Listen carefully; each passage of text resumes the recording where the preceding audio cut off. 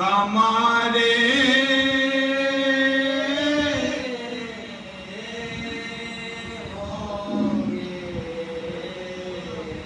حشر کے دن وہی بخشش کے سہارے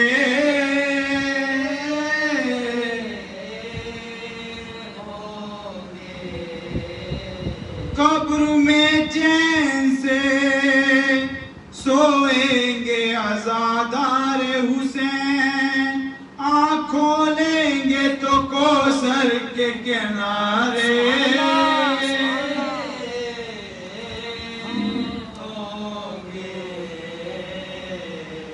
فرد اعمال میں ایک نعرہ سلوات۔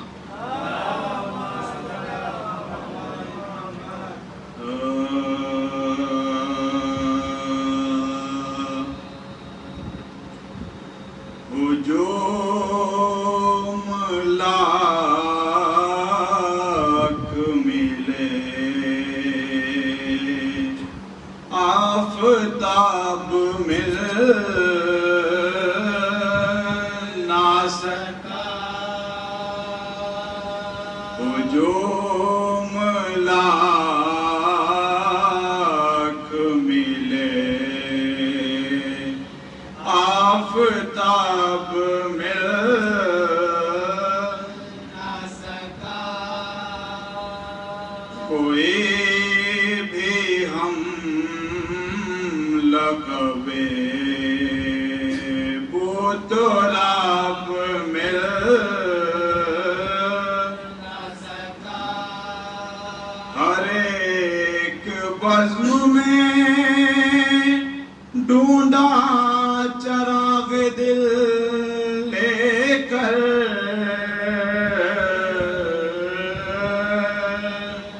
ہر ایک بزم میں ڈھونڈا چراغ دل لے کر،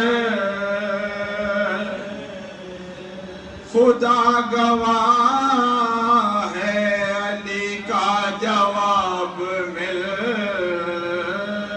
نہ سکا، ہجوم لاکھ ملے۔ نعرہ سلوات۔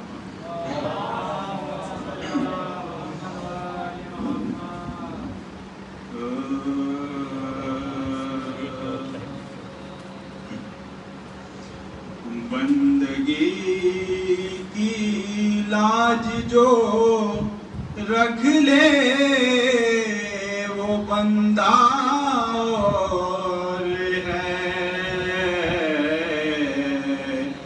بندگی کی لاج جو رکھ لے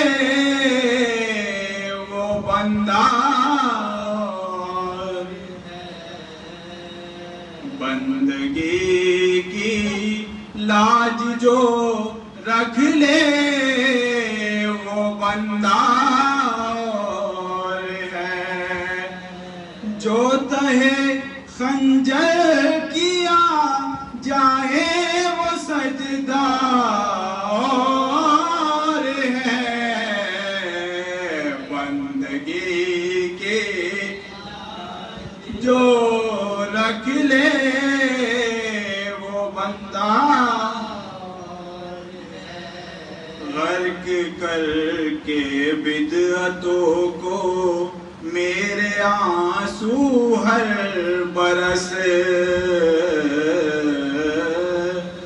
غرق کر کے بدعتوں کو میرے آنسو ہر برس، مفتیوں سے پوچھتے ہیں کوئی فتویٰ اور ہے، بندگی کی لاج جو رکھ لے وہ بندہ اور اپنی پلکیں بھی بچھاؤ فرش غم کے ساتھ ساتھ، پل کے بھی بچھاؤ فرش غم کے ساتھ، سب کا نور ہے زہرا کا نور ہے، بندگی کی لاج جو رکھ لے وہ بندہ اور القمہ عباس کے جلو کا اندازہ نہ کر، القمہ عباس کے جلو کا اندازہ نہ کر، تجھ میں پانی ہی نہیں چلو تو گہرا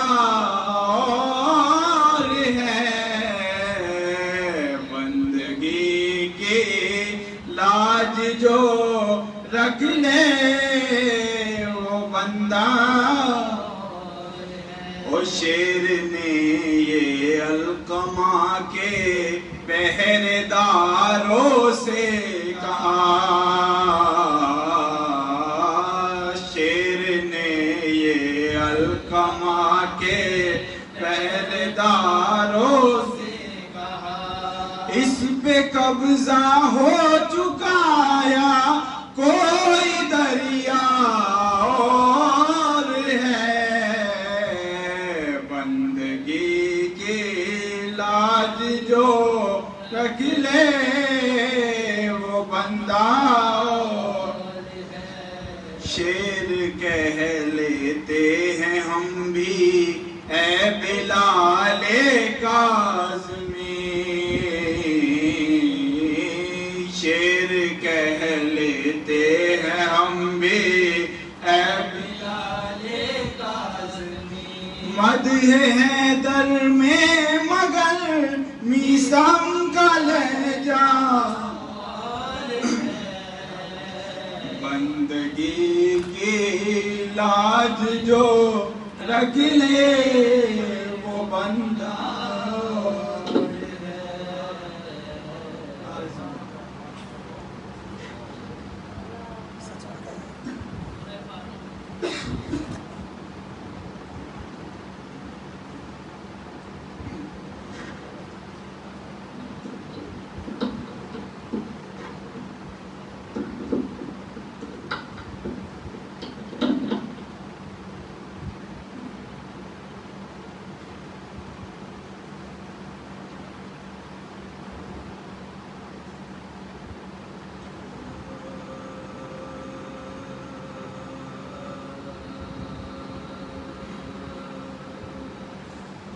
جس وقت مدینے سے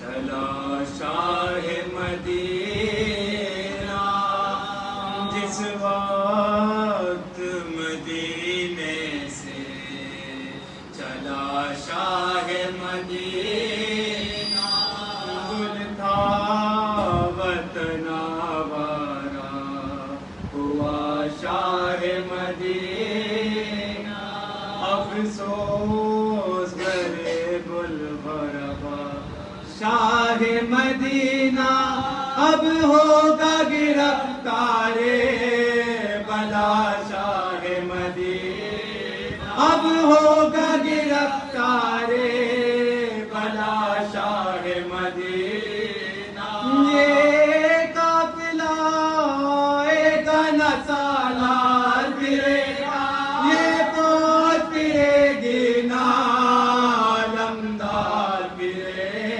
گا، یہ فوج پھرے گی نا علمدار پھرے گا، ناگاہ لگا تاپنے شبیر کروار، اور رک گیا ایسے کہ نہ تھی طاقت رفتار، حضرت نے کہا اے پرسے احمد مختار، آقا تیرا کاندھے پہ مجھے کرتا تھا، آقا تیرا کاندھے پہ مجھے کرتا تھا، بچپن میں جو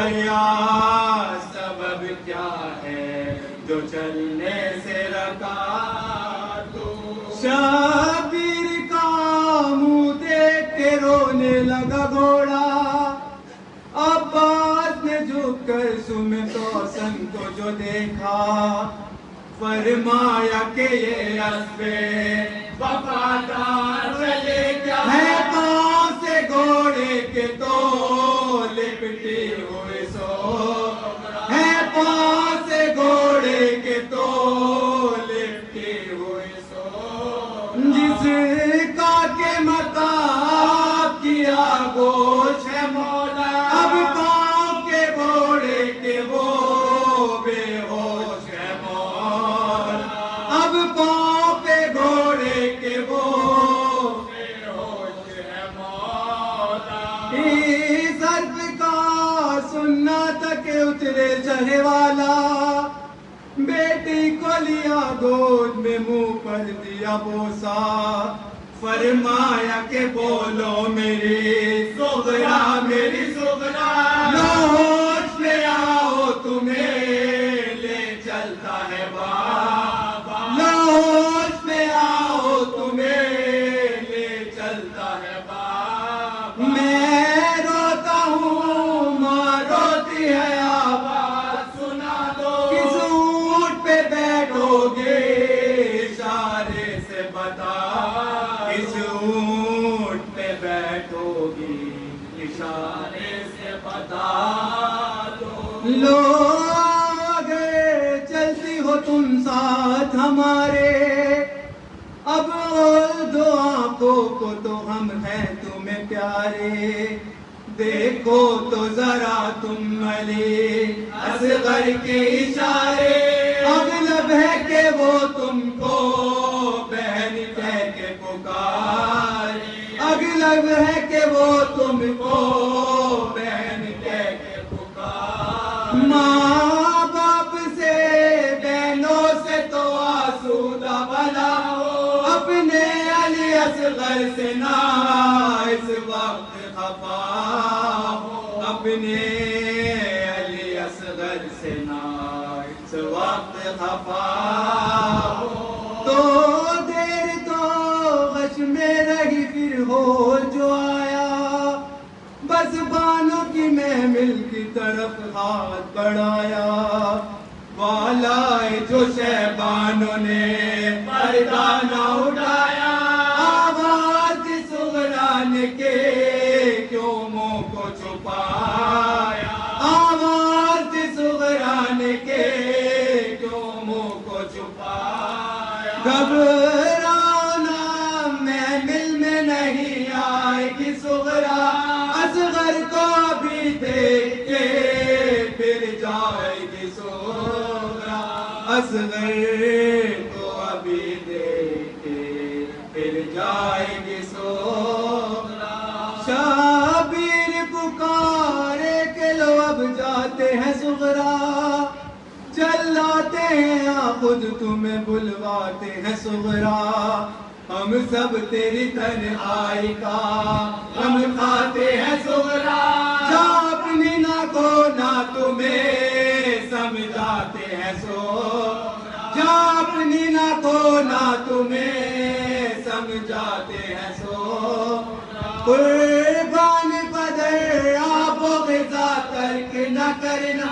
بڑھ جائے گا آزار دوا ترک نہ کرنا بڑھ جائے گا آزار دوا ترک نہ کرنا گلتاش ہے ابرار خدا حافظ و ناصر رانڈوں کے مددگار خدا حافظ و ناصر اے خلق کے سردار خدا حافظ و ناصر محتاجوں کے غمخوار خدا حافظ و ناصر محتاجوں کے غمخوار خدا حافظ و ناصر اس واقع کے اسرت کے علم کس سے کہیں گے مشکل کوئی اب ہوگی ہم کس سے کہیں گے مشکل کوئی اب ہوگی تو ہم کس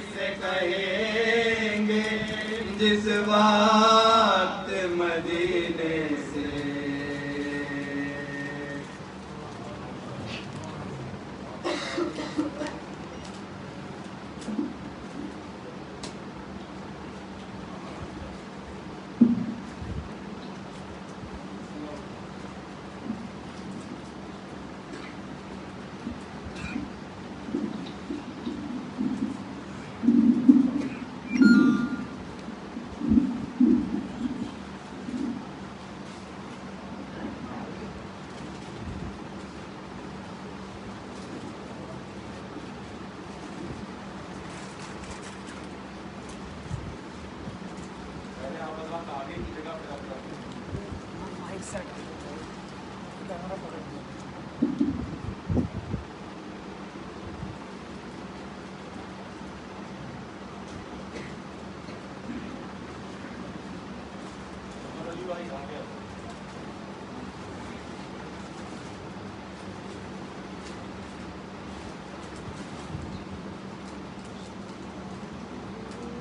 اللہ من قرأ الفاتحہ.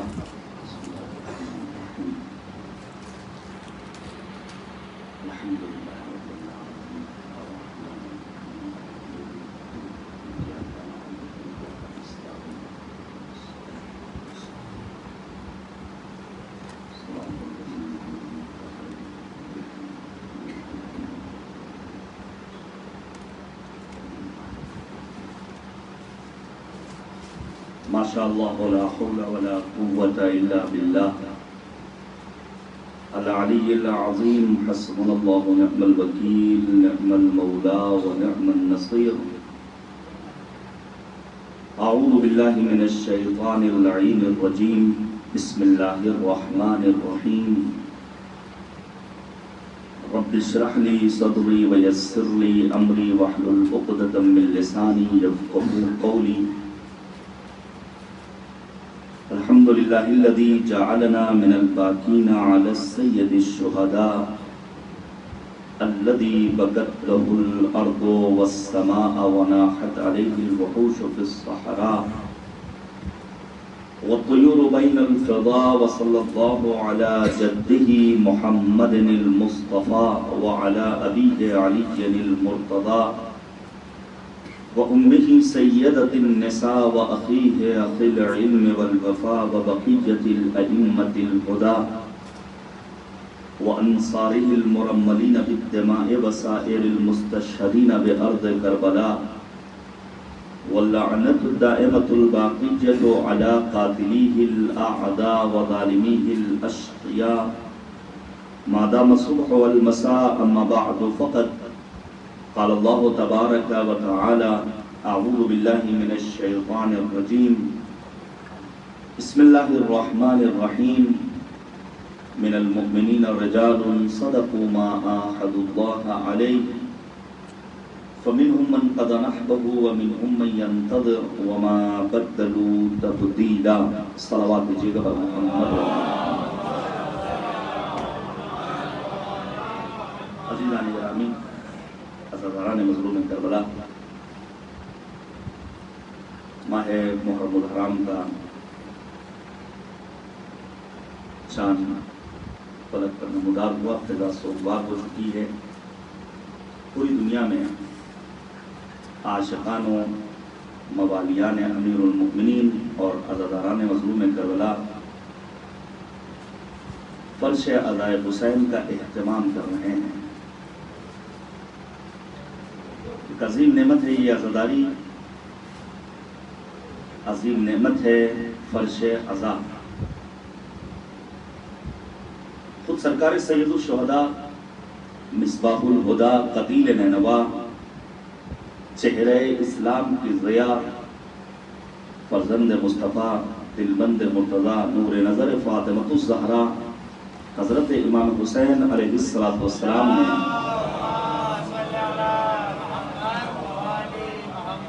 یہ ارشاد فرمایا من اتانا لم یعدم خصلتا من اربع.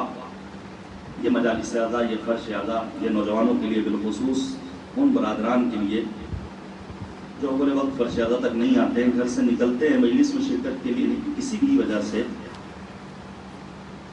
جگہ بھی ہے، اسپیس بھی ہے، فرش اعضاء تک نہیں پہنچتے، ان کے لیے ایک پیغام ہے. امام نے فرمایا من اتانا لم یعدم خصلتا من اربع. امام حسین فرماتے ہیں جو شخص ہماری بزم میں شریک ہوتا ہے، جو فرش اعضاء تک آتا ہے، اسے 4 صفات و خصوصیات میں سے کوئی ایک صفت، کوئی ایک فضیلت ضرور حاصل ہوتی ہے اگر 4 کی 4 نصیب نہ ہو. پہلی چیز آیت محکمہ. انسان جب فرش عزائے حسین تک آتا ہے تو اس کا عقیدہ توحید مضبوط ہوتا ہے. ایک ایک لفظ تشریح طلب ہے. میں اس میں وقت فی الحال نہیں خرچ کروں گا. پھر مولا فرماتے ہیں وَقَضِيَّةً عَادِلَةً، جب انسان فرش عزائے حسین تک آتا ہے تو اس کے مزاج میں انصاف پیدا ہوتا ہے. پھر وہ اپنے زمانے کے ظالم و جابر حکمرانوں کو پہچانتا ہے اور ان کے چہروں پر جو تقدس کی نقابیں ہیں اسے نوچنے کی صلاحیت اس کے اندر پیدا ہو جاتی ہے. کربلا کا اہم ترین پیغام یہ ہے کہ اپنے آپ کو دشمن شناس بناؤ، پہچانو وقت کے ظالموں کو. میں اگر یاد رہ گیا اور موقع ملا تو بیان کروں گا کہ جناب حبیب ابن مظاہر کی میدان کربلا میں دشمن شناسی کا عالم کیا تھا. جو رجس پڑھا ہے جناب حبیب نے اپنے اس عمر کے پڑاؤ پر ہلال ابن نافع نے کس طرح میدان کربلا میں اعلان کیا نوادی من والاکم و نعادی من اعداکم. زہیر ابن قین کی دشمن شناسی کا کیا عالم تھا. جب فوج اشقیہ نے خطاب کر کے کہا آپ تو عثمانی مذہب تھے، کب حسین کی طرف پہنچ گئے، فرمایا انما رأیتہ ذکرت بہ رسول اللہ صلی اللہ علیہ وآلہ، حسین کو دیکھا مجھے رسول یاد آ گئے. دشمن شناسی جناب ابو سمامہ کے یہاں روز عاشور جب پیسر صاحب نے کوفے کے رہنے والے کثیر ابن عبداللہ کو بھیجا ہے، امام علی مقام نے سوال کیا پہچانتے ہو؟ اس موقع پر جناب ابو سمامہ نے یہی جواب دیا تھا شر اہل الارض، روئے زمین کا بدمعاش ترین انسان ہے جو ہماری طرف آ رہا ہے. آج ہمارے یہاں دشمن شناسی نہیں ہے، نتیجے میں گھروں کا شیرازہ منتشر ہو رہا ہے. باپ بیٹے میں اختلاف ہے، میاں بیوی میں اختلاف ہے، اولاد اور والدین میں اختلاف ہے، بہت سارے مسائل ہیں. جبکہ امیر المؤمنین نے فرمایا شیعتنا المتحابون فی مودتنا، ہمارا شیعہ وہ ہے جو ہماری مودت کی راہ میں ایک دوسرے سے محبت کرنے والا ہو. یہ جتنی انرجی ہم اور آپ صرف کرتے ہیں یا ہمارے سماج کے افراد، ہم میں سے اکثر افراد گاؤں دیہات چھوٹے چھوٹے قریوں کے رہنے والے ہیں، چھوٹی چھوٹی باتوں پر انجمنوں میں اختلاف، عزاداروں میں اختلاف، مجلسوں کو لے کر، امام باڑوں کو لے کر، خطبہ اور ذاکرین کو لے کر، ممبر کو لے کر، تبرک کو لے کر. اس کی وجہ یہ ہے کہ ہم دشمن شناس نہیں ہیں. مولا نے فرمایا جو شخص ہماری بس میں آتا ہے اس کو پہلی صفت جو ملنی چاہیے وہ کیا ہے کہ اس کا عقیدہ توحید مضبوط ہو. پھر امام فرماتے ہیں جو ہماری بس میں آتا ہے اس کے مزاج میں انصاف پیدا ہوتا ہے. مزاج میں انصاف فقط آل سعود کے لیے نہیں، فقط آل سعود مرد آباد یا اسرائیل مرد آباد یا دشمنان دین مرد آباد کے لیے نہیں، بلکہ مزاج میں انصاف گھر کے حصار میں بھی انسان پیدا کر لے تو سمجھے کہ ہاں وہ واقعی معنی میں حسینی ہے. پھر مولا فرماتے ہیں اخم مستفادا، جب انسان فرش عزائے حسین تک پہنچتا ہے تو اسے ایک مفید بھائی نصیب ہوتا ہے. ہم میں سے آپس میں ایک دوسرے سے کسی کو آشنائی نہیں تھی، لیکن اسی فرش عزا نے تسبیح کے دانے کی طرح ہمیں یکجا کر دیا. ہمارے درمیان انجینئر بھی، ڈاکٹر بھی، عالم بھی، نوجوان اور جوان اور بزرگ سب نظر آتے ہیں. ایک بہترین فائدہ کہ فرش عزائے حسینی پر آنے کے بعد انسان کو مفید بھائی نصیب ہوتا ہے. پھر مولا فرماتے ہیں فَمُجَالَسَةُ الْعُلَمَاء، جب انسان فرش عزائے حسین پر آتا ہے تو اسے علماء کی ہم نشینی کا شرف ملتا ہے. رب کریم ان مجالس سے ہمیں بھرپور فائدہ اٹھانے کی توفیق کرامت فرمائے. میں کربلا کے سلسلے میں 6 مصرے پیش کروں کہ کیا ہے کربلا. جناب عشرت لکھنوی نے اعلی اللہ مقامہ کہا کہ کربلا تیرا قصیدہ پڑھ رہی ہے ہر زبان، کربلا قبلہ نما ہے کارواں در کارواں، کربلا اس واسطے بن گئی رشک جنا، بن گیا تیری زمین پر شاہ والا کا مکان، کعبہ حق کے برابر ہو گیا رتبہ تیرا، اس لیے اچھا نظر آنے لگا چہرہ تیرا. چہرہ تیرا. عزیزان گرامی، اب آپ ذرا سا محسوس کیجئے کہ کیا ہے کربلا اور کیا ہے امام حسین کی سیرت اور کیا ہے وہ مطالبات جو کربلا نے ہم سے کیے ہیں. آپ توجہ کیجئے گا. میں نے وعدہ کیا تھا ہر روز قرآن مجید کے سلسلے میں کچھ باتیں بیان کروں گا. امام عالی مقام کی قرآنی سیرت کل میں نے عرض کیا. مدینے سے نکل رہے ہیں، قرآن آیت کریمہ کی تلاوت کر رہے ہیں. مکے میں خطبہ دے رہے ہیں، امام حسین قرآن مجید کی آیات مبارکہ کی تلاوت کر رہے ہیں. شہداء کی خبر شہادت سن رہے ہیں. سورہ احزاب کی آیت نمبر 23 کو پڑھ رہے ہیں، من المؤمنین الرجال صدقوا ما عاهدوا الله علیہ فمنهم من قضى نحبه ومنهم من ينتظر وما بدلوا تبدیلا۔ جناب علی اکبر کو میدان کارزار میں بھیج رہے ہیں، قرآن مجید کی آیہ مبارکہ کی تلاوت کر رہے ہیں۔ ایک اور رابطہ ہے سرکار سید الشہداء اور قرآن مجید کے درمیان۔ وہ رابطہ کیا ہے؟ امام حسین نے دوسروں کے شکوک اور شبہات کا جواب دیا ہے قرآنی آیات کے ذریعے۔ توجہ کیجیے گا، روایت کہتی ہے، تاریخ میں لکھا ہے مورخین نے، بعد شہادت امیر المؤمنین عبداللہ ابن عمرو عاص کے کریکٹر آپ سب واقف ہیں، صفین میں امیر المؤمنین کے مقابلے میں تلواریں چلانے والا، اس کا بیٹا عبداللہ وہ بھی مولا کے مقابلے میں برسر پیکار۔ بعد شہادت امیر المؤمنین عبداللہ ابن عمرو عاص مسجد میں بیٹھا ہوا ہے، اچانک تاریخ بتاتی ہے کہ امام حسین مسجد میں داخل ہوتے ہیں۔ توجہ کیجیے گا، عظمت سرکار سید الشہداء پر ہمارا لاکھوں سلام۔ تاریخ بتاتی جیسے ہی عبداللہ ابن عمرو عاص نے امام حسین کو دیکھا، بے ساختہ کہا، من اراد ان ينظر الى حق من في السماء والارض فلينظر الى هذا المجتاز۔ جو شخص روح زمین کی اور آسمان کی محبوب ترین ہستی کو دیکھنا چاہے وہ حسین کے چہرے کو دیکھے۔ یہ کون کہہ رہا ہے؟ امیر المؤمنین کا دشمن، حسین کے بابا علی کے مقابلے میں تلواریں چلانے والا۔ لوگوں کو حیرت ہے، جو کیجیے گا، حیرت ہوئی کہ کل سے 3 دن کے بابا کے مقابلے میں تم تھے، آج بھی ان کی تعریف میں قصیدے پڑھ رہے ہو۔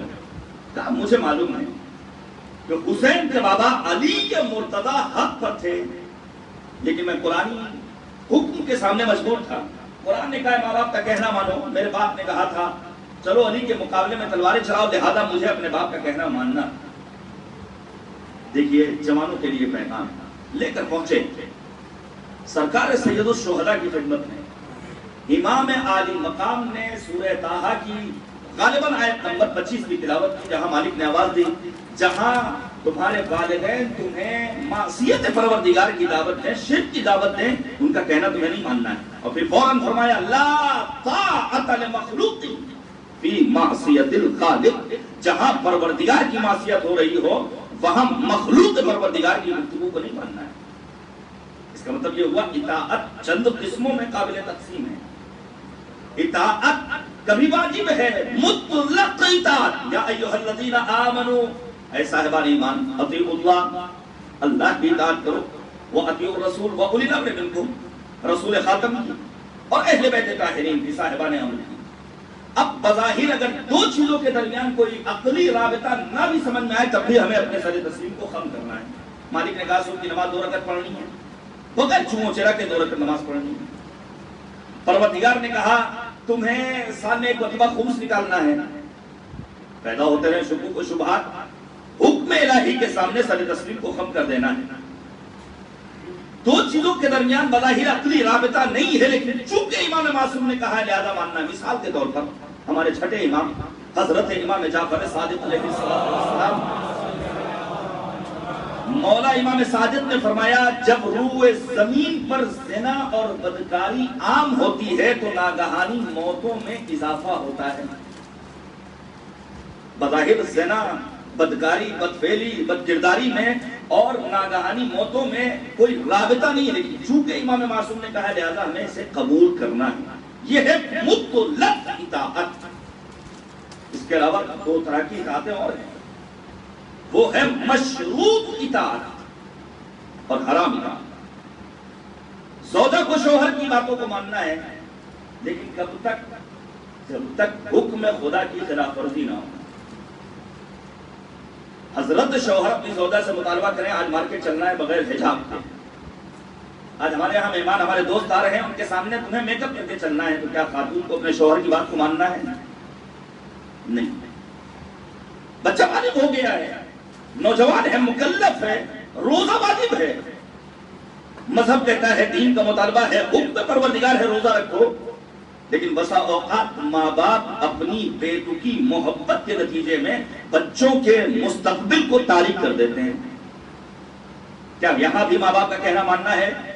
نہیں، پیغمبر نے فرمایا لا طاعت لمخلوق فی معصیت الخالق، جہاں پروردگار عالم کی معصیت ہو رہی ہو وہاں بندوں کا کہنا نہیں ماننا۔ امام عالی مقام نے عبداللہ ابن عمرو عاص کے شک و شبہے کا جواب دیا ہے قرآنی آیہ کریمہ کے ذریعے۔ رب کریم ہم سب کو قرآن سے وابستہ کرے اور قرآن کریم سمجھنے کی توفیق کرامت فرمائے۔ عزیزان گرامی، اسی قرآن کریم کے سورہ احزاب کی آیہ مبارکہ کو میں سرنامے سخن دے رہا ہوں، من المؤمنین رجال صدقوا ما عاهدوا الله علیہ فمنهم من قضى نحبه ومنهم من ينتظر وما بدلوا تبدیلا۔ لکھا ہے شہید مطہری رضوان اللہ تعالی علیہ نے کہ امام حسین نے جگہ جگہ پر سورہ احزاب کی اس آیہ کریمہ کی تلاوت کر کے یہ پیغام دیا کہ ہماری منزل مقصود کا نام کوفہ نہیں ہے، کوفے میں مسلم نے اپنا کام تمام کر دیا، ہمیں کربلا تک جانا ہے۔ یہ کربلا کیا ہے؟ آپ پڑھیے سروجنی نائڈو نے کیا کہا، مہاتما گاندھی بابا قوم نے کیا کہا ہے دیگر افراد نے، دنیا بھر کے صاحبان دل اور انصاف پسند افراد نے امام حسین کو خراج عقیدت پیش کیا۔ پڑھیے، مطالعہ کیجیے۔ میں سر دست عظمت سرکار سید الشہداء اور ان ایام عزائے امام حسین کی اہمیت کو بیان کرنے کے لیے شہید مطہری کی ایک تمثیل آپ کے سامنے پیش کروں۔ فارسی زبان کی ایک شاعرہ گزری ہے جن کا نام ہے پروین اعتصامی، ان کی نظم سے استفادہ کیا ہے شہید مطہری۔ توجہ کیجئے گا، نظم کا مفہوم کیا ہے جسے شہید مطہری نے پیش کیا، تمثیل سے کربلا کو پیش کیا ہے شہید مطہری نے۔ ہر آرٹسٹ، ہر فنکار، ہر ہنرمند، ہر کلاکار، اس کی فطرت میں اللہ نے رکھا ہے لوگ اس کی آرٹ کو دیکھنے کے بعد تعریف کریں۔ ہم اپنی محفلوں میں دیکھتے ہیں شعرا ایک ایک مصرع کو کئی کئی بار پڑھتے ہیں۔ بس اوقات خطیب بھی لا یعنی و لا حاصل باتوں پر سامعین کی داد کے لیے مطالبہ کرتا ہے۔ کوئی اچھا فوٹوگرافر ہے، وہ اپنے فوٹو کو دکھا کر کے چاہتا ہے لوگ داد و تحسین سے نوازے۔ کوئی اچھا گرافک والا ہے، ڈیزائنر ہے، کوئی اچھا آرکیٹیکچر ہے، اس کے دل کا یہ جذبہ ہے کہ کوئی دیکھے اور اس کی آرٹ کی تعریف کرے۔ پروین اعتصامی نے لکھا کہ ایک آرٹسٹ ہے جو رات کی تاریکی میں یہ چاہتا ہے کہ اپنے فن و ہنر کو بروئے کار لائے۔ اس نے ریشم کے دھاگے لیے، سوئی لیا، پانچا لیا، ایک شب کو روشن کیا اور اس نے نقش و نگار بنانے شروع کیے۔ توجہ کیجئے گا میرے عزیزو، رات گزرتی جا رہی ہے، یہاں تک کہ ایک پانچے پر اس کے خوبصورت نقش و نگار ابھر کر سامنے آ گئے۔ وہی فطرت جو مالک نے اس کے وجود میں رکھی ہے کہ کوئی دیکھے اور تعریف کرے۔ سفیدی سحری نمودار ہو چکی ہے، وہ گھر کے باہر نکلتا ہے، گلی کوچے میں کوئی نظر نہیں آتا ہے، تھک ہار کر اس شم کے مقابل میں بیٹھ جاتا ہے جس میں ذرا سی شمع رمق حیات باقی ہے۔ شم سے مخاطب ہوتا ہے اور گویا ہوتا ہے، اے شم دیکھ کتنے خوبصورت گل بوٹے ہیں، کتنا اچھا نقش و نگار ہے۔ سنیے گا پروین اعتصامی نے کیا لکھا۔ شہید مطہری نے نثر کا جامہ پہنایا اور شم خاموشی کو توڑتی ہے اور سکوت توڑتے ہوئے کہتی ہے، اے آرٹسٹ، اے ہنرمند، اے فنکار، اے کلاکار، تیری آرٹ بہت اچھی ہے، لیکن یاد رکھ اگر میں نے اپنے وجود کو جلا کر خاکستر میں تبدیل نہ کیا ہوتا تو تیری انگلیاں زخمی ہو جاتی ہیں۔ شہید مطہری نے کہا اگر میدان کربلا میں امام عالی مقام نے شہادت کے ذریعے اپنے شمع وجودی کو جلا کر خاکستر میں تبدیل نہ کیا ہوتا تو نہ آج دنیا میں انسانیت ہوتی، نہ آج دنیا میں آدمیت ہوتی، نہ آج دنیا میں شرافت ہوتی، نہ آج دنیا میں وفاداری ہوتی، نہ آج دنیا میں کوئی سچائی کا علم بردار نظر آتا۔ یہ اگر آج ہم دیکھ رہے ہیں کہ علامہ امیر حامد حسین علی اللہ مقامہ نے ابقات الانوار جیسی کتاب لکھ کر ولایت کا حسین قلعہ تعمیر کیا، علامہ امینی نے الغدیر جیسی کتاب لکھ کر ولایت امیر المؤمنین کا دفاع کیا، مفسر قرآن علامہ محمد حسین طباطبائی نے تفسیر المیزان لکھی، یہ دیگر علماء کی جو علمی کاوشیں ہیں یہ صدقہ ہے قربانی سرکار سید الشہداء حضرت امام حسین علیہ السلام۔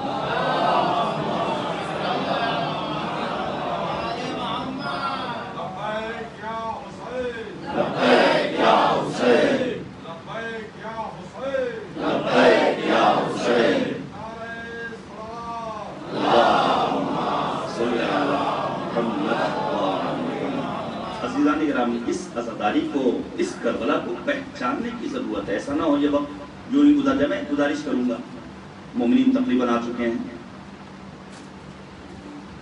آج کے دور میں گزشتہ کی بنسبت زیادہ ہم دیکھتے ہیں کہ عزاداران مظلوم کربلا سیاہ لباس زیب تن کرتے ہیں. آپ نے سوشل میڈیا پر ممکن ہے مختلف علماء کی زبانی سنا ہوں کہ آغا کوئی کا کیا واقعہ ہے. آیت اللہ رضوان مرشی نجفی رضوان اللہ تعالیٰ علیہ 2 مہینے 8 دن مسلسل سیاہ لباس زیب تن کرتے تھے، اور ان کی وصیت کا فطرہ ہے میں جب دنیا سے رخصت ہوں تو میرے کفن کے ہمراہ میرے اس لباس کو رکھا جائے جس سے میں نے غم مظلوم کربلا کے موقع پر اپنے بدن پر رکھا. لہذا میں گزارش کروں گا کوشش کیجیے کم از کم مجلس کے وقت، اور اگر ممکن ہو تو ان ایام غم میں سیاہ لباس سے وطن کیجیے تاکہ ہم دنیا تک اپنا پیغام پہنچا سکیں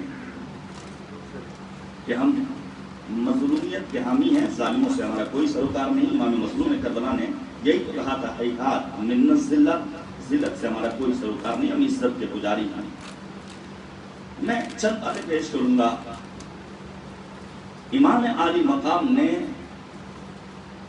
میدان کربلا میں ایک صدائے استغاثہ بلند کی، حل من ناصر، ہے کوئی جو میری نصرت کرے. یا ایام غم، در حقیقت امام وقت کی نصرت کا بہترین موقع فراہم کرنے والے ایام، اور وہ عزاداری در حقیقت مفید ہے جو عزاداروں کو ناصران امام زمانہ میں شامل کرنے کی توفیق عطا کرتے ہیں. اس نصرت کو پڑھیا قرآن کریم کے سورہ محمد کی آیت نمبر 7 میں مالک نے آواز دی، یا ایھا الذین آمنوا ان تنصروا اللہ ینصرکم ویثبت اقدامکم. صاحبان ایمان سے مطالبہ ہے کہ اگر تم اللہ کی مدد کرو گے تو اللہ تمہاری مدد کرے گا، اور تمہارے پائے ثبات میں لغزش پیدا نہیں ہوگی، تمہیں ثبات قدمی عطا کرے گا. دیکھیں پروردگار نے قرآن مجید میں چند مواقع پر کچھ چیزوں کا مطالبہ کیا ہے، اس کے مقابلے میں کچھ چیزوں کو دیا ہے. مثلا مالک نے کہا لئن شکرتم لازیدنکم ولئن کفرتم ان عذابی لشدید. شکران نعمت کرو گے تو ہم تمہاری نعمتوں میں اضافہ کریں گے، اور اگر تم نے کفران نعمت کیا تو یاد رکھو ہمارا عذاب بڑا دردناک ہے. یا پھر مالک نے کہا یا ایھا الذین آمنوا اوفوا بعہدکم اوفی بعہدکم، جو تم نے ہم سے وعدہ کیا وہ تم پورا کرو، ہم تم سے کیے ہوئے وعدے کو خود پورا کریں گے. یہاں مالک کہہ رہا ہے تم میری مدد کرو، یا مثلا مالک نے آواز دی تم میرا ذکر کرو، فاذکرونی، میرا تذکرہ کرو، میں تمہارا ذکر کروں گا، میں تمہیں یاد رکھوں گا. یہ پروردگار جو غنی عن العالمین ہے، غنی کے مطلق ہے، کیا وہ ہمارے شکر کا محتاج ہے؟ کیا پروردگار ہماری نصرت کا محتاج ہے؟ مظہر رحمت پروردگار ہے سرکار سید الشہداء. سوال یہ ہے امام حسین نے جو نصرت طلب کی، کیا امام عالی مقام کو ہماری نصرت درکار تھی؟ اس نصرت کو پہچاننے کی ضرورت ہے، وہ نصرت جس کے لیے نبی خاتم سید المرسلین حضرت محمد مصطفیٰ صلی اللہ علیہ وسلم پیغمبر اعظم نے دعائے دعا میں ہم اور آپ پڑھتے ہیں، فرمایا اللہم انصر من نصرہ، خدایا اس کی مدد فرما جو علی کی مدد کرے. اس نصرت کو آج ہم آپ کے سامنے پیش کرنا چاہتے ہیں تاکہ واقعی معنی میں ہم اپنے وقت کے امام کی نصرت کے لیے خود کو اور اپنے بچوں کو تیار کر سکیں انشاءاللہ تعالی. پڑھیے قرآن مجید. قریب پروردگار نے سورہ انبیاء کی آیت نمبر 8 اور 9 میں کیا اشارہ کیا ہے؟ وَمَا جَعَلْنَاهُمْ جَسَدًا لَا يَأْكُلُونَ الطَّعَامَ وَمَا كَانُوا خَالِدِينَ ثُمَّ صَدَقْنَاهُمُ الْوَعْدَ فَانْجَيْنَاهُمْ وَمَنْ نَشَاءُ وَأَهْلَكْنَا الْمُسْرِفِينَ. در حقیقت پروردگار نے کفار مشرکین کے شبہ کا جواب دیا ہے سورہ انبیاء کی آیت نمبر 8 اور 9. مجلس ریکارڈ ہو رہی ہے، شاید لائیو بھی چل رہی ہو. ناظرین سامعین آپ تمام حاضرین جا کر کے اس کا مطالعہ کیجیے گا. پروردگار نے نصرت کا وعدہ کیا ہے انبیاء کرام سے.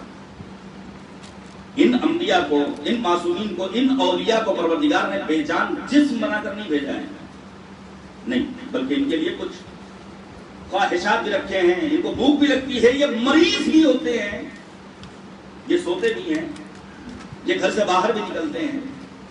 کفار و مشرکین کا یہی تو اعتراض تھا کہ اگر انبیاء ہیں اور پروردگار ان کی مدد کر رہا ہے تو آخر ان کو بھوک کیوں لگ رہی ہے, یہ مریض کیوں ہو رہے ہیں, انہیں موت کیوں آ رہی ہے. تو میں نے سورہ انبیاء کی آیت کریمہ کی تلاوت کی تھی, وَمَا جَعَلْنَا لِبَشَرٍ مِّن قَبْلِكَ الْخُلْدَ أَفَإِن مِتَّ فَهُمُ الْخَالِدُونَ. یہ مدد جو پروردگار کر رہا ہے یہ کون سی مدد ہے؟ پروردگار تو ان انبیاء کو روئے زمین پر بھیجنے والا ہے جن انبیاء کو مالک نے یہ توفیق دی ہے کہ وہ مردوں کو زندہ کر رہے ہیں. کسی مریض کے اوپر جناب عیسیٰ اگر اپنا دست شفقت رکھ دیں وہ شفایاب ہو جائے تو آخر ان کو بھوک کیوں لگتی ہے, یہ مریض کیوں ہوتے ہیں؟ عزیزان گرامی, یہ توجہ کی ضرورت ہے کہ آخر وہ نصرت ہے کیا جو پروردگار انبیاء اولیاء حتی صاحبان ایمان کے لیے اعلان کر رہا ہے. اس نصرت کو پہچاننے کی ضرورت ہے. عجب نہیں آواز قدرت ہے. یاد رکھو ہم نے نوح کو 2000 برس عمر دی, آخری رسول کو محض 63 برس. یہاں پر جو نصرت مراد ہے وہ کیا ہے کہ یہ انبیاء اپنے ہدف کو دنیا والوں تک پہنچائیں تاکہ ان کے افکار زندہ رہیں. آج نہ ابو لہب نہ ابو جہل نہ کفار و مشرکین اس دور کے, لیکن آج بھی نبی خاتم کے افکار زندہ ہیں. یہاں تک کہ مستشرقین نے پیغمبر خاتم کے سلسلے میں کتابیں لکھی ہیں, آپ جا کر مطالعہ کیجئے, انگلش دانش کرو اور آسان کر دوں گا. بظاہر میدان کربلا میں فیصل صاحب کو یزیدیوں کو فتح و ظفر ملی, حسین شہید کر دیے گئے, لیکن پروردگار نے امام حسین کی نصرت کی کیا مطلب کہ آج 14 صدیاں گزر جانے کے بعد یزید کا نام لینے والا کوئی نہیں ہے, لیکن حسین اپنے افکار کے ہمراہ لوگوں کے دلوں پر راج کر رہے ہیں. نہیں اور آسان کر دوں گا. صدام, معمار انقلاب امام خمینی, ان دونوں کی زندگیوں کو مطالعہ کیجئے. شہید مطہری, شہید صدر, ان کی زندگی کا مطالعہ کیجئے. محدود عمر, بظاہر شہید کر دیا گیا لیکن ان کے افکار آج بھی زندہ ہیں. امام خمینی نے جس دور میں اسلامی انقلاب وبا کیا, شاہ ایران سے مقابلہ کرنے کے لیے اسلحے نہیں ہیں, وہ خاردار کانٹے بھی موجود نہیں ہیں, لیکن آج پوری دنیا میں امام خمینی کے افکار زندہ ہیں. اس دور میں معمار انقلاب امام خمینی نے اسلامی تہذیب اور تمدن کو زندہ کیا, جس دور میں لیبرلزم, کمیونزم اپنے شباب پر تھی. اگر دنیا میں مرتی ہوئی اسلامی تہذیب کو کسی نے حیات بخشی ہے تو وہ امام خمینی نے, جن کی نصرت کس نے کی, ذات پروردگار نے. یہ نصرت اور ہمیں اور آپ کو بھی چاہیے. اس نصرت کے لیے چند چیزیں درکار ہیں, آپ توجہ کیجئے گا. پہلی چیز وہ ہے ایمان کی طاقت. انسان کا ایمان, کربلا کے شہداء کی زندگیوں کا مطالعہ کیجئے, وہ چند چیزیں جنہوں نے شہداء کربلا کو ممتاز بنایا, اس میں ایک چیز ہے ان کی ایمانی طاقت. قوت ایمانی کے بغیر پروردگار کی نصرت نہیں مل سکتی. پروردگار نے سورہ روم کے آیت نمبر 47 میں ارشاد فرمایا, وَلَقَدْ أَرْسَلْنَا مِن قَبْلِكَ رُسُلًا إِلَىٰ قَوْمِهِمْ فَجَاءُوهُمْ بِالْبَيِّنَاتِ فَانْتَقَمْنَا مِنَ الَّذِينَ أَجْرَمُوا وَكَانَ حَقًّا عَلَيْنَا نَصْرُ الْمُؤْمِنِينَ. ہمارا فرض ہے کہ ہم مؤمنین کی نصرت کریں. یہ ایمان کی طاقت جب تک انسان کے وجود میں جلوگر نہ ہو, پروردگار کی مدد انسان کے شامل حال نہیں ہو سکتی. میں آپ کے سامنے پیش کروں, ہم بسا اوقات ایک معمولی سے ٹیبلٹ پر یقین کر لیتے ہیں. سر میں درد ہو رہا ہے, ہم نے ڈاکٹر کے نسخے پر یقین کر لیا کہ اگر ہم نے یہ دوا کھا لی تو ہمارا مرض ختم ہو جائے گا. فرض کیجئے ہم نے موبائل پر دیکھا کہ کل دہلی کا موسم کیسا رہے گا, فور کاسٹ کیا بتا رہا ہے, موسم وبھاگ والے کیا بتا رہے ہیں, پتہ یہ چلا کہ کل بارش ہوگی. اب کہیں سلیب پڑنی ہے تو انسان اپنے قدم پیچھے ہٹا لے گا. کیوں؟ کیونکہ وہ یقین کر لیتا ہے موسم وبھاگ کی اس جانکاری پر جو دی جا رہی ہے. آپ یقین جانیے اگر اس حد تک بھی ذات خدا پر ہم ایمان پیدا کر لیں تو پروردگار ہماری نصرت کے لیے آمد ہے. ہمارا ایمان ذات پروردگار پر اس حد تک بھی نہیں ہے. میں آپ کے سامنے پیش کروں پیغمبر اعظم ختم مرتبت حضرت محمد مصطفیٰ صلی اللہ علیہ وسلم, نبی اعظم خطبہ دے رہے ہیں. موت کا تذکرہ ہے، عذاب کا تذکرہ ہے، جنت و جہنم کا تذکرہ ہے۔ نمازیوں میں صف نماز میں ایک جماعت صحابی ہے پیغمبر، جیسے ہی اس نے عذاب پروردگار کو سنا، خدا کی بارگاہ میں وہ دعا کرتا ہے، خدایا میرے اندر اتنی طاقت نہیں ہے کہ میں تیرے گناہوں کی سزا کو برداشت کروں، تیرے عذاب کو برداشت کروں۔ تو مجھے موت دینا چاہے میں موت کے لیے تیار ہوں، تو مجھے مریض کرنا چاہے میں مریضی کو قبول کرنے کے لیے تیار ہوں۔ توجہ کیجئے گا، ذات خدا پہ ایمان کیسا ہونا چاہیے۔ روایت کہتی ہے وہ شخص مریض ہو گیا، آئندہ روز پیغمبر نے جب اسے نہیں دیکھا سوال کیا کہاں ہے وہ جوان، اصحاب نے بیان کیا وہ تو مریض ہے۔ نبی اس کی عیادت کے لیے پہنچے اور نبی اعظم نے اس سے سوال کیا کل تک تو ٹھیک ہے، یہ ہوا کیا؟ اس نے خود جواب دیا ہے، نبی خدا جب آپ نے عذاب کا تذکرہ کیا میں ضبط نہیں کر سکا، تابع ضبط نہ لا سکا، مجھ سے برداشت نہیں ہوا، میں نے خدا کی بارگاہ میں دعا کی، خدایا مجھے مریض کر دے، میں تیرے عذاب کو برداشت کرنے کی طاقت نہیں رکھتا ہوں۔ تو کیا مطلب، اگر انسان کے گناہوں کا بوجھ سنگین ہو تو انسان خدا کی بارگاہ میں دعا کرے، خدایا مجھے موت دے دے، مجھے مریض کر دے۔ جیسے ہی پیغمبر نے اس سے یہ جملہ سنا، پیغمبر نے کہا اے جوان کیا تو نے خدا کو بخیل سمجھ رکھا ہے جو اپنے مرض کی دعا کر رہا ہے؟ اگر تجھے دعا کرنی تھی تو خدا کی بارگاہ میں دعا کرتا، ربنا آتنا فی الدنیا حسنہ وفی الآخرۃ حسنہ۔ اسی لیے تو ہم اور آپ پڑھتے ہیں ربنا لا تؤاخذنا ان نسینا او اخطانا۔ لہذا پہلی وہ چیز جس کے ذریعے الہی نصرت مانگی جا سکتی ہے وہ ہے ذات خدا پر ایمان۔ ایمان جس حد تک مستحکم ہوگا الہی نصرت اس حد تک ہمارے شامل حال ہوگی۔ دوسری چیز وہ ہے استغاثہ، خدا کی بارگاہ میں گڑ گڑا کر طلب کرنا، مانگنا۔ وہ سلیقہ آنا چاہیے۔ امیر المؤمنین کیا نہیں ہے مولا کائنات کے پاس؟ میں نے کل اشارہ کیا، ذرات آئے ہیں ہتھیلی پر تو ذرو جواہر میں بدل جائیں، لیکن امیر المؤمنین پڑھیے آپ دعاؤں کو، پڑھیے آپ مناجات امیر المؤمنین کو، اللہم اغفر لی الذنوب التي تحبس الدعاء، اللہم اغفر لی الذنوب التي تنزل البلاء، اللہم اغفر لی الذنوب التي تقطع الرجاء، اللہم اغفر لی کل ذنب اذنبتہ وکل خطیئۃ اخطأتها۔ ابو دردہ ایسا صحابی دوڑا دوڑا آیا ہے شہزادی کونین کی خدمت میں، بی بی امیر المؤمنین اس دنیا سے رخصت ہو گئے، لیکن میں ایک جملہ اکثر کہتا ہوں کہ شہزادی کونین اور امیر المؤمنین فقط شریک حیات نہیں ہے بلکہ شریک مقصد حیات ہے۔ شہزادی کونین نے فوراً سوال کیا تم نے ابو الحسن کو کس عالم میں پایا؟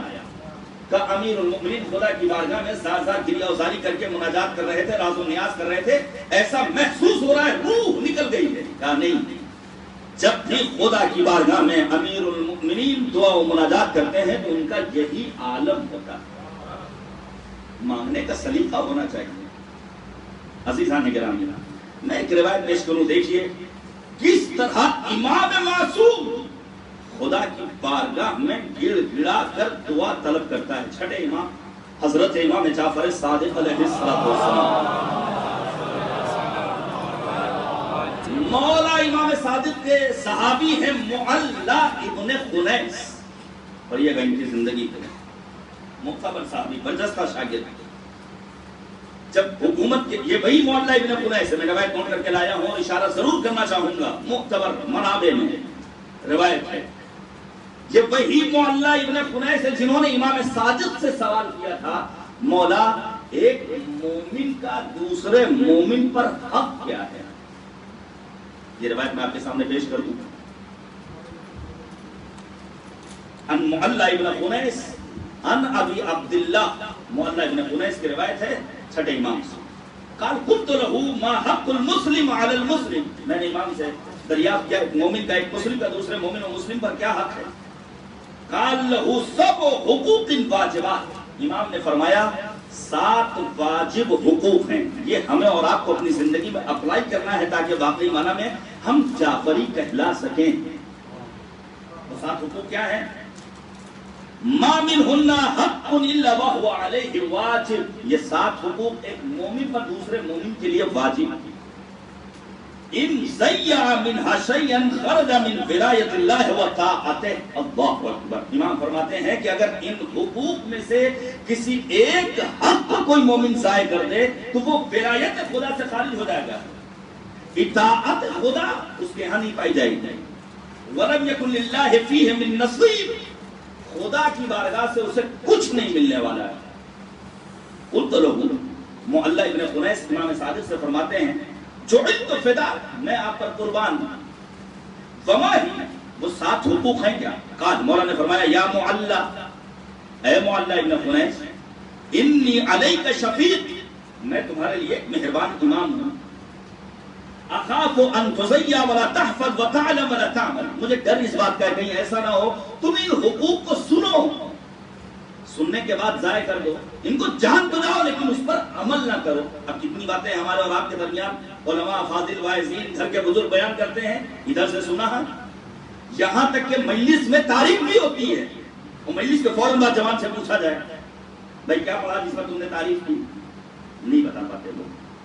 وجہ کیا ہے؟ وجہ یہ ہے کہ ہمارے یہاں لکھنے کا چلن ہے. میں بولنے والا انسان ہوں، بغیر لکھے بہت گھنٹوں بول سکتا ہوں لیکن کیوں نوٹ کرتا ہوں؟ کیوں نہیں ہمارے کسی ایک جوان کے ہاتھ میں ایک کاغذ ایک قلم نظر آ رہا ہے؟ کیوں امیر المومنین نے فرمایا کہ اگر راز 2 افراد سے تیسرے تک پہنچ جائے کل سر جاوز الاثنین شاع کل علم لیس فی القرطاس ضاع. راز وہ راز ہے جس کا کوئی ہمراز نہ ہو، شیشہ پتھر پہ گرے اور پھر آواز نہ ہو. یہ تو آپ نے سنا ہے. مولا فرماتے ہیں علم اگر صفحہ قرطاس پر قلم بند نہ کیا جائے تو صاحب ٹھیک ہے کاغذ قلم نہیں لا سکتے، موبائل تو موجود ہے، نوٹ پیڈ پر جو حوالے اور ایڈریس تو نوٹ کر سکتے ہیں. بہرحال یہ ایک شکوہ ہے میرا اپنی قوم کے جوانوں سے، بزرگوں سے معذرت کے ساتھ، لہذا کوشش کیجئے نوٹ پیڈ کم از کم ایک آپ کے پاس نوٹ بک. میں نے اسی ہندوستان میں دیگر صوبوں میں دیکھا ہے جوانوں کی پوری ڈائریاں. آج سے نہیں 10 برس سے انہوں نے جتنے علماء پہنچے ہیں انہوں نے خلاصہ لکھا ہے، چیک کراتے تھے، باقاعدہ اصلاح کراتے تھے. امام فرماتے ہیں مجھے ڈر اس بات کا ہے کہ تمہارے سامنے یہ حقوق بیان کروں اور تم فراموش کر دو، تمہیں علم بھی ہو جائے لیکن تم اس پر عمل نہ کرو. قال قلت له لا قوة الا بالله. اللہ کہتے ہیں مولا امام صادق سے نہیں، قدرت و طاقت کا مالک ذات خداوند سبحان ہے. قال ایسر حق منها ان تحب له. یہاں سے حقوق شروع ہوئے.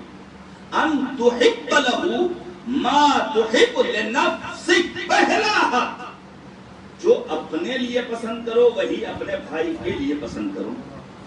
یہ امیر المؤمنین کی وصیت، یہ امام حسن مجتبی کے نام.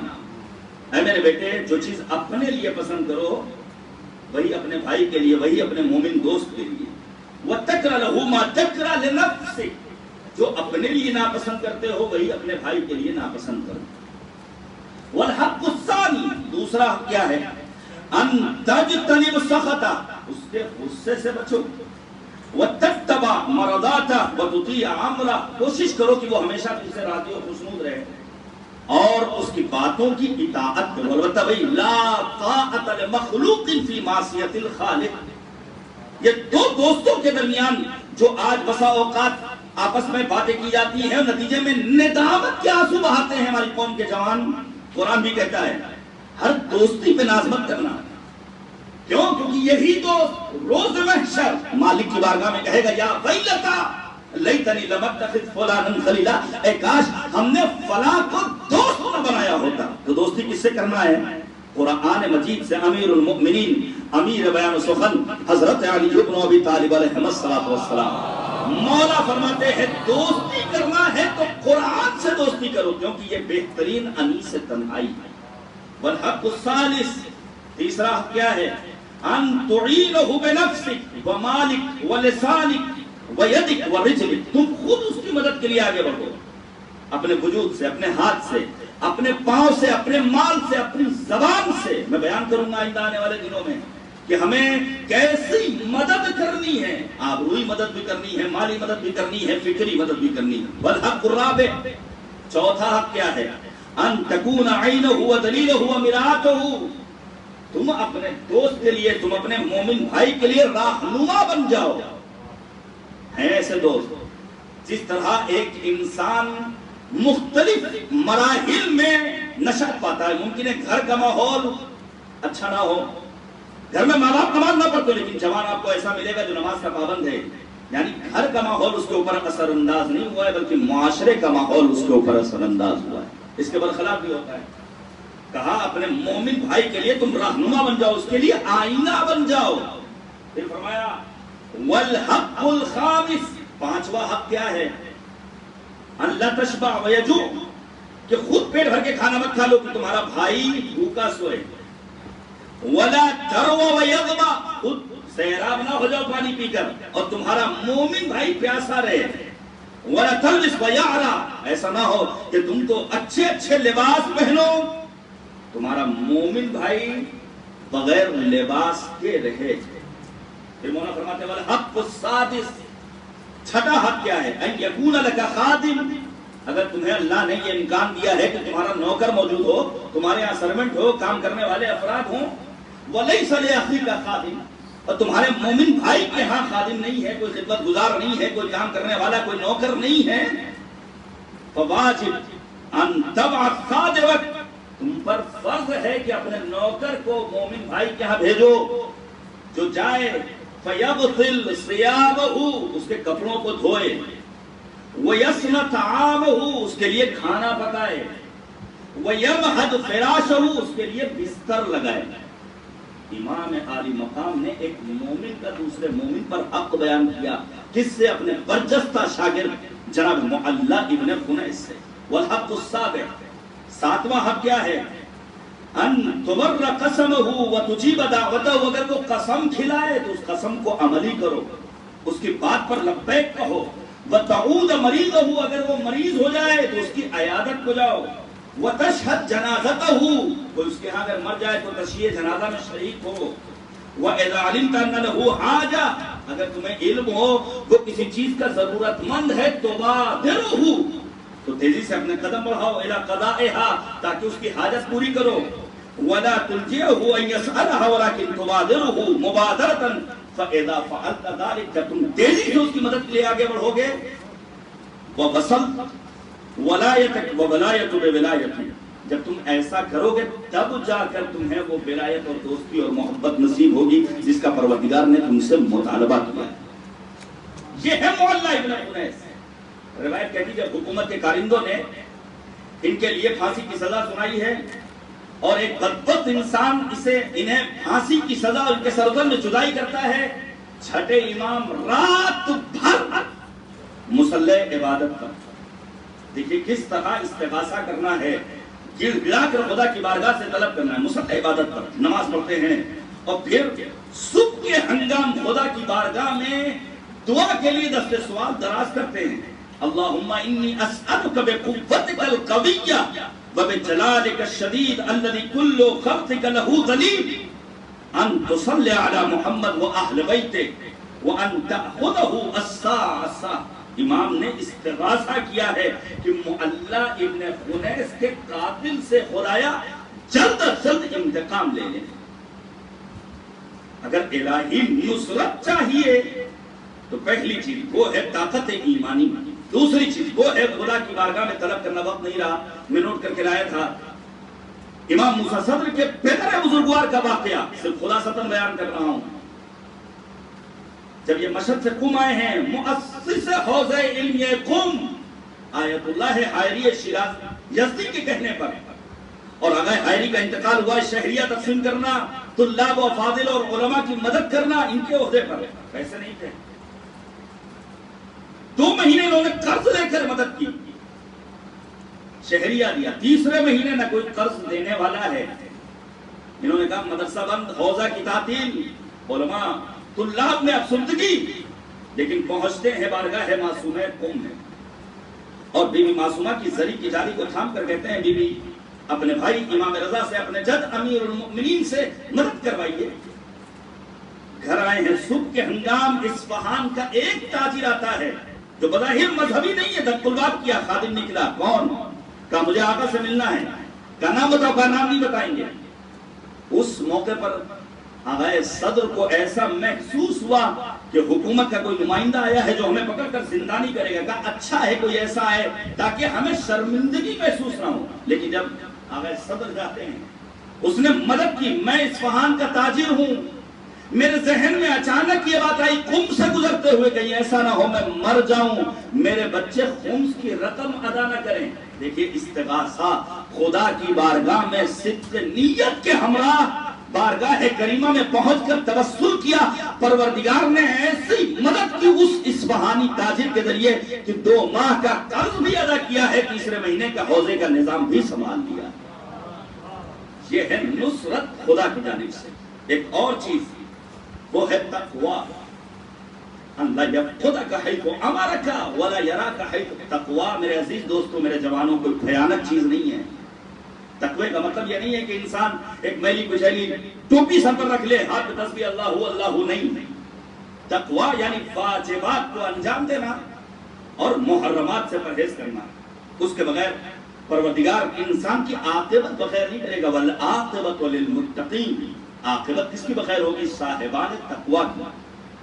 یا پھر سورہ آل عمران کی آیت نمبر 125 آپ جا کر کے پڑھیے گا، جنگ بدر میں پروردگار نے مدد کی ہے 1000 ملائکہ کے ذریعے۔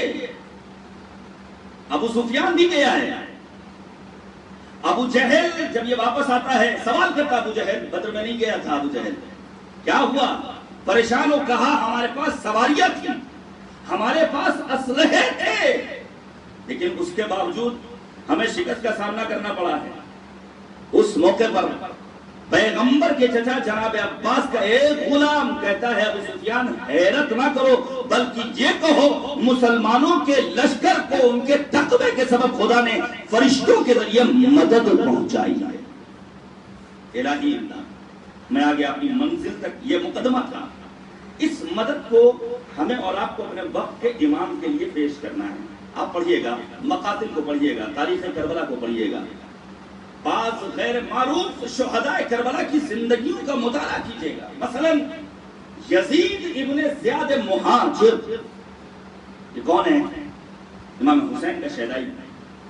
جب راہ کربلا میں غر نے لشکر روکا ہے، لجام فرس پر ہاتھ ڈالا ہے، یہی یزید ابن زیاد مہاجر غر کو خطاب کر کے کہتے ہیں، عصیت ربک، تم نے اپنے اس ایک کام سے اپنے مالک کی نافرمانی کی ہے، اطاعت امامک، اس ایک عمل کے ذریعے اپنے امام یزید ابن زیاد کے سر ساتھ کی اطاعت کی ہے۔ اس کے بعد یزید ابن زیاد مہاجر کہتے ہیں، کسبت العار والنار، امام عالی مقام کے راستے کو روک کر تم نے اپنے لیے ذلت و رسوائی اور آتش جہنم کو مول لے لیا ہے۔ تیر انداز تھے، روز عاشور ترکش میں 100 تیر ہیں، 95 ہدف پر لگے ہیں، 5 تیر نے خطا کیے۔ یہ وہ ہیں جو میدان کربلا میں رجز پر تیارت، ان للحسین ناصر، خدا گواہ رہنا میں حسین کی نصرت کے لیے آگے بڑھتا ہوں۔ جہاں تک میں لانا چاہتا تھا، یہ جو میدان کربلا میں امام حسین نے آواز دی، حل من ناصر، ہے کوئی جو میری نصرت کرے؟ ہمیں اور آپ کو آج بھی وقت حسین کی آواز سنائی دینی چاہیے، جو پس پردہ غیبت رہ کر یہ کہہ رہا، حل من ناصر، ہے کوئی جو میری نصرت کرے، ہے کوئی جو میری مدد کرے؟ ہمیں اور آپ کو اپنے وقت کے امام کی، ابن اطہار کی، امام حسین کی، یوسف زہرا حضرت حجت کی مدد کرنی۔ کیسی مدد؟ پہلی مدد وہ ہے علمی مدد، وہ ہے علمی مدد۔ آپ یقین جانیے، بہت ہی اچھی بات میں یاد کرنا چاہوں گا، اچھی بات کہا کرتے تھے جناب حکیم امت ڈاکٹر سید قبلہ صادق صاحب قبلہ اعلی اللہ مقامہ۔ علم کے سلسلے میں ان کی کوششیں تادیر یاد رکھی جائیں گی۔ ڈاکٹر صاحب کہا کرتے تھے کہ علم کو قلم کے ساتھ ہونا چاہیے، لیکن بعض افراد جو جذباتی باتیں کرتے ہیں اور جذبات سے کھیلتے ہیں، انہیں برا لگا، انہوں نے کہا نہیں، علم کو علم کے ساتھ ہونا چاہیے۔ ڈاکٹر صاحب نے کہا نہیں، علم کو قلم کے ساتھ ہونا چاہیے۔ اس علم کی تاریخ بڑی سنہری ہے۔ یہ علم امیر المؤمنین کے ہاتھوں میں تھا جو باب مدینۃ العلم۔ یہ علم، صلوات دیجیے پر محمد، یہ علم کربلا میں عباس دلاور کے ہاتھوں میں پہنچا، جنہیں آیت اللہ مامقانی نے فقیہ اہل بیت کہا۔ میں بیان کروں گا آنے والی تاریخوں میں کہ عباس دلاور کے وہ فضائل، وہ خصوصیات کیا ہیں جن کے سبب عباس بنے۔ اور پھر یہ علم وقت کے امام کے ہاتھوں میں پہنچے گا جو پسے پردے غیبت وارث علم پیغمبر اور علم امیر المؤمنین یعنی منجی بشریت حضرت حجت ابن الحسن العسکری عجل اللہ تعالی. علمی مدد وہ ہے علمی مدد. میرے عزیزو علم کے بغیر ہمارا جوان امام وقت کا ناصر بن جائے ممکن نہیں ہے. پھر میں کہوں گا علم سے مراد ڈگریاں نہیں ہیں, آپ اس سے بہتر جانتے ہیں. فقط ڈگریوں پر اگر بھروسہ کیا جائے, علم سے مراد یہ نہیں کہ انسان حوزے میں مدرسے میں 20 سال رہ لیا, نہیں, ملا کے نہیں یار. علم نور یقذفہ اللہ فی قلب من یشاء. علم نور ہے پروردگار جس کے دل میں چاہتا ہے ڈال دیتا ہے. علم ایسا نور ہے کہ شیخ کاظم کربلائی قبر کہاں ہے؟ حرم معصومہ قم کے سامنے قبرستان نو میں شہر مقدس ہے قم میں.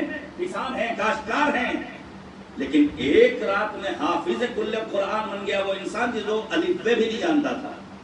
اور جب ان کا امتحان لیا گیا موٹی موٹی کتابیں لے کر لوگ پہنچے جہاں عربی لکھی ہوئی ہے, بیچ بیچ میں کہیں آیات قرآنی.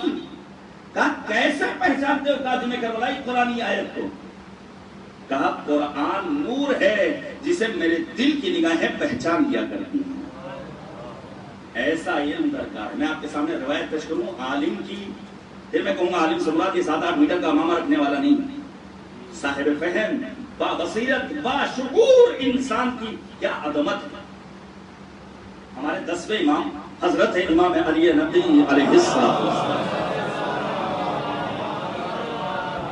مولا امام نقی تشریف فرما ہیں, اصحاب ہیں, امام کے خونی رشتہ دار ہیں.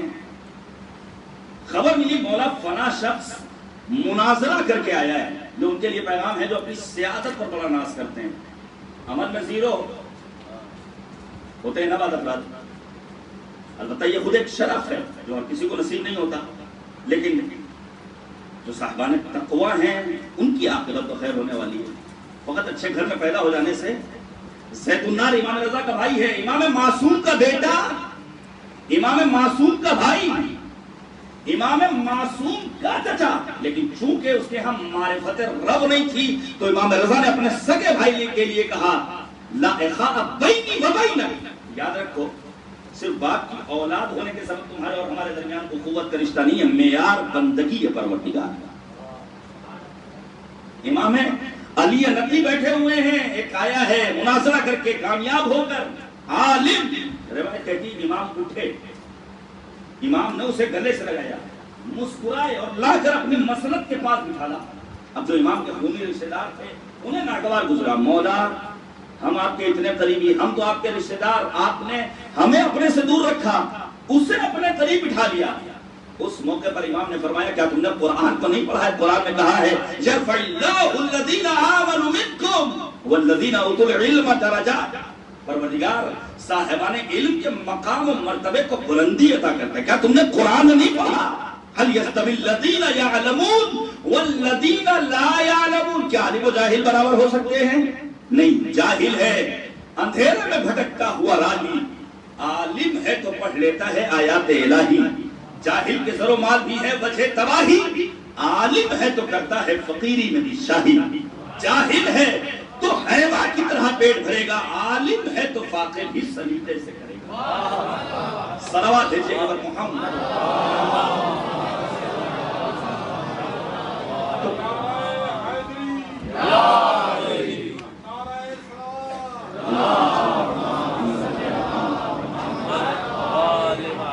دوسری مدد, میں اپنے وقت کے اندر گفتگو تمام کر دوں, دوسری مدد وہ ہے عملی مدد. فقط خالی زبانی جمع خرچی سے اور لقطۂ لسانی سے کام چلنے والا نہیں ہے کہ ہم علی کے چاہنے والے ہیں, ہمارے ہاں ولایت ہے, ہمارے ہاں مولا کی محبت ہے. نہیں عزیزان کرام, جب تک عمل کا جذبہ نہ ہو وقت کا امام ہمیں ایکسپٹ نہیں کرے گا. میں آپ کے سامنے روایت پیش کروں, چھٹے امام حضرت امام جعفر صادق علیہ السلام. مولا کے پاس ایک گروہ آیا ہے اور آنے والے گروہ کے اصحاب بڑی تعریف کر رہے ہیں. اس موقع پر امام صادق نے 2 سوال کیے عمل کے اعتبار سے یہ گروہ کیسا ہے. پہلا سوال کیف عیادت اغنیاءہم لفقرائہم. یہ بتاؤ یہ گروہ جو آیا ہے اس کے مالدار افراد اپنے فقیروں کی عیادت کے لیے جاتے ہیں کہ نہیں جاتے ہیں؟ یہ پیغام ہے ہم سب کے لیے. ایسا نہ ہو کہ ہم صرف مالداروں کو پوچھیں اور پھر غریبوں کو، نادار طبقے کو فراموش کرتے ہیں. پھر دوسرا سوال، کیف صلۃ اغنیاءہم لفقراء، یہ بتاؤ ان کے مالدار افراد اپنے فقیر رشتہ داروں سے صلہ رحم کرتے ہیں کہ نہیں کرتے ہیں؟ یعنی عملی نصرت درکار ہے. ایک اور روایت ہے، سامن الحجج غریب توس معین الضعفاء غریب الغرباء، حضرت امام علی رضا علیہ السلام. مولا امام رضا کے پاس ایک گروہ آیا ہے، مولا سے ملاقات کا خواہاں ہے، مولا اجازت نہیں دے رہے ہیں. لیکن جب اصرار بڑھا، امام نے اجازت دی اور پھر کہا تمہیں معلوم ہے کہ ہم کیوں تمہیں اجازت نہیں دے رہے تھے؟ 3 وجہ. انتم فی اکثر اعمالکم لہو مخالفون، تمہارے قول و فعل میں یگانگت نہیں پائی جاتی. تمہارا قول کچھ ہے، تمہارا فعل کچھ ہے.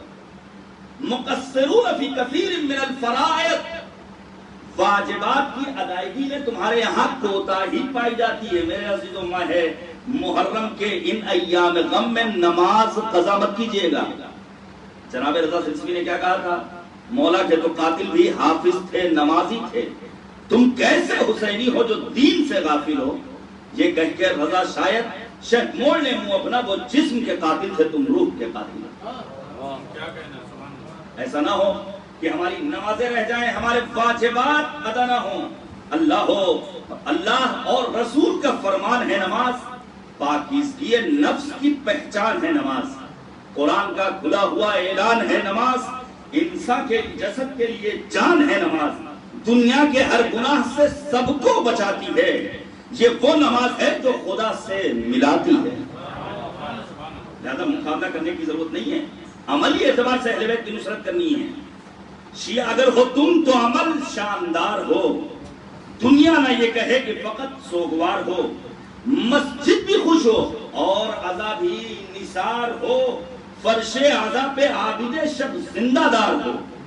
ماتم کے ساتھ ساتھ نمازیں ادا کرو، سرور کا غم ملا ہے تو شکر خدا کرو. ایک نصرت وہ ہے عملی نصرت. اب اس میں بہت سارے موضوعات ہیں، والدین کی خدمت کرنا، گھر والوں کے ساتھ اچھا اخلاق رکھنا. ایک اور مدد سن لیجیے، بات کو تمام کرنا، وہ ہے مالی مدد. میرا سوال ہے، ہم میں سے کتنے افراد ہیں جو خمس کے پابند ہیں؟ ممکن ہے کوئی ایسا جو کہہ رہا ہے خمس تو حق ہے، اہل بیت امام تو قصے پر جائے غیبت، ہم خمس کیوں دیں، کسے دیں؟ مولویوں کو کھانے کے لیے.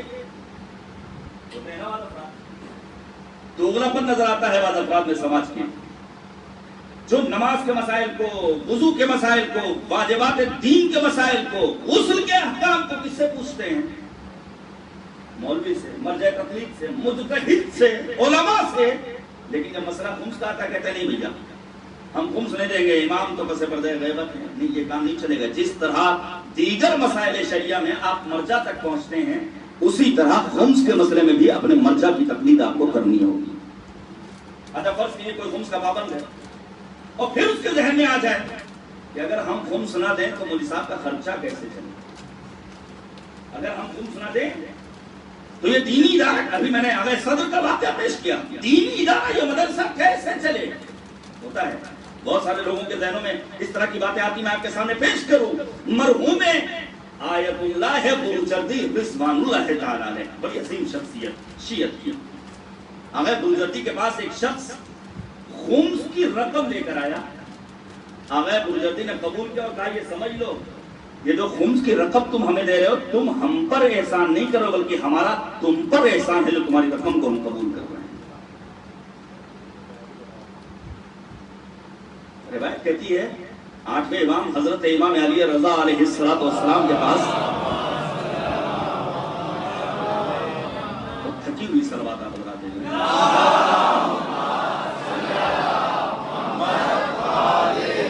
امام رضا کے پاس ایک شخص آتا ہے مولا کے چاہنے والا، مالدار ترین افراد میں سے. روایت کا فقرہ ہے وہ بوری میں پیسہ بھر کر لایا ہے.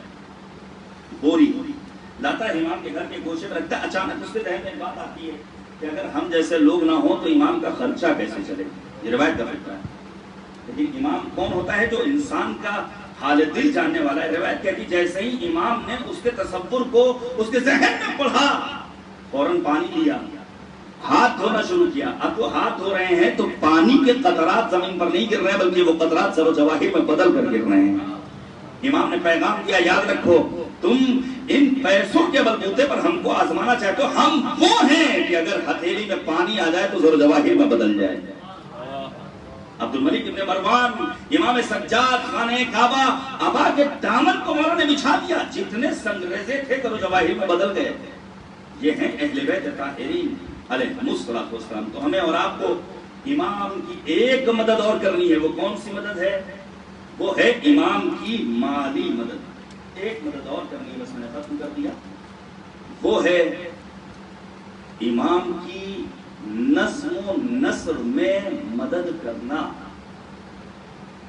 یہ جو شعراء شاعری کرتے ہیں معتبر شعراء جو دیبل, حمید, فرزدق, ابو نواس کو اپنا آئیڈیل قرار دیتے ہیں, جو ذاکرین, خطبہ, علماء, واعظین خطابت کرتے ہیں, یہ حقیقت میں اہل بیت کی نصرت کا ایک ذریعہ ہے. وقت نہیں بچا وگرنہ ہشام ابن حکم جو امام صادق کے صحابی, ابھی 12-13 برس کی عمر ہے, داڑھی بھی نہیں نکلی ہے.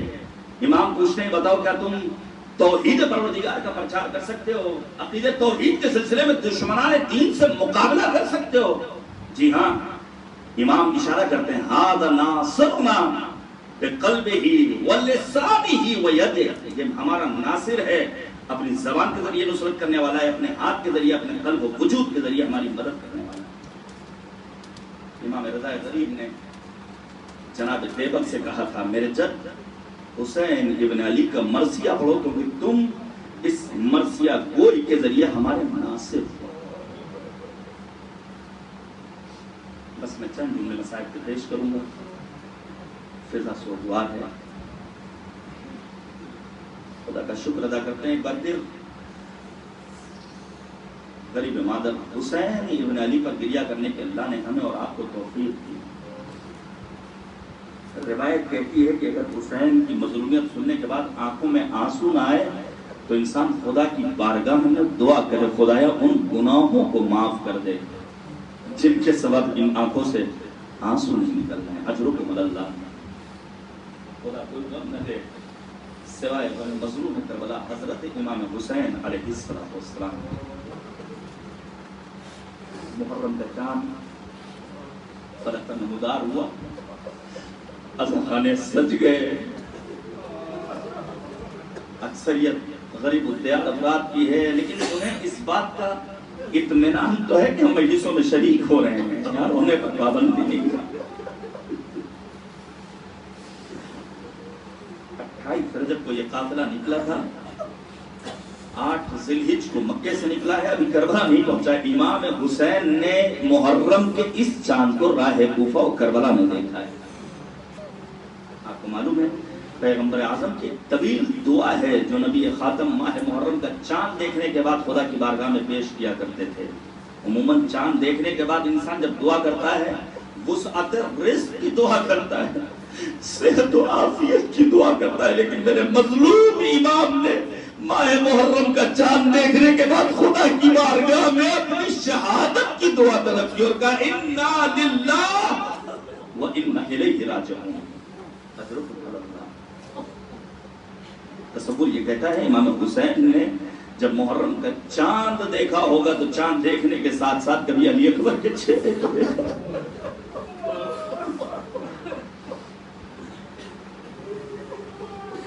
کبھی اور محمد کے چہرے کو دیکھا ہوگا, کبھی قاسم کے چہرے کو دیکھا ہوگا, اور امام نے یہ ضرور عرض کیا ہوگا خدایا آج یہ چاند سے چہرے چمک رہے ہیں لیکن روز عاشور میدان کربلا میں یہ سب کے سب خاک و خون میں غلطہ ہوں گے. بس آخری جملہ ہے, ہمارے استاد نے بیان کیا تھا محرم کے چاند دیکھنے کے آداب میں ایک یہ ہے کہ انسان چاند دیکھے محرم کا تو پانی دیکھے. اب مجھے کہنے دیجئے بعد شہادت امام حسین اخت الحسین جناب زینب کبریٰ نے جب قریب محرم کا چاند دیکھا ہوگا, پانی پر نگاہ پڑی ہوگی تو بے ساختہ کہا ہوگا خدایا میرے ماجائے حسین کو بھوکا پیاسا میدان کربلا میں مارا گیا, خدایا ہمارا بھرا گھر میدان. وَسَيَعْلَمُ الَّذِينَ ظَلَمُوا أي منقلب ينقلبون إنا لله وإنا إليه راجعون رضا بقضائه وتسليما لأمره إلهي لا معبود سواه إلهي بحق الزهراء وأبيها وبعلها وبنيها وسر المستودع فيها بعدد ما أحاط به علم خدایا ہماری اس عبادت کو قبول فرما. معبود واسطہ ہے عظمت شہداء کربلا کا، وارث کربلا، منجی بشریت، امام زمانہ کے ظہور میں تعجیل فرما. اے کریم پروردگار ہماری اس عبادت کو بنحو احسن اپنی بارگاہ میں شرف قبولیت مرحمت فرما. ان مجالس میں دامیں، درمیں، قدمیں، سخنیں شرکت کرنے والوں کے توفیقات خیر میں اضافہ فرما. ہم سب کی عاقبت کو بخیر فرما. معبود تجھے واسطہ ہے عظمت محمد اور آل محمد کا، مؤمنین جو مریض ہیں انہیں شفاء کامل و عاجل نصیب فرما.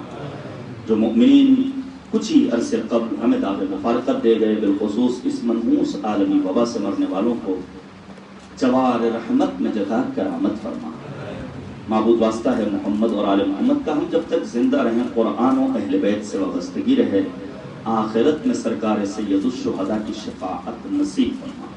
ہمیں اپنے بچوں کی دینی، مذہبی، اخلاقی، سیاسی، اجتماعی تربیت کرنے کی توفیق مرحمت فرما.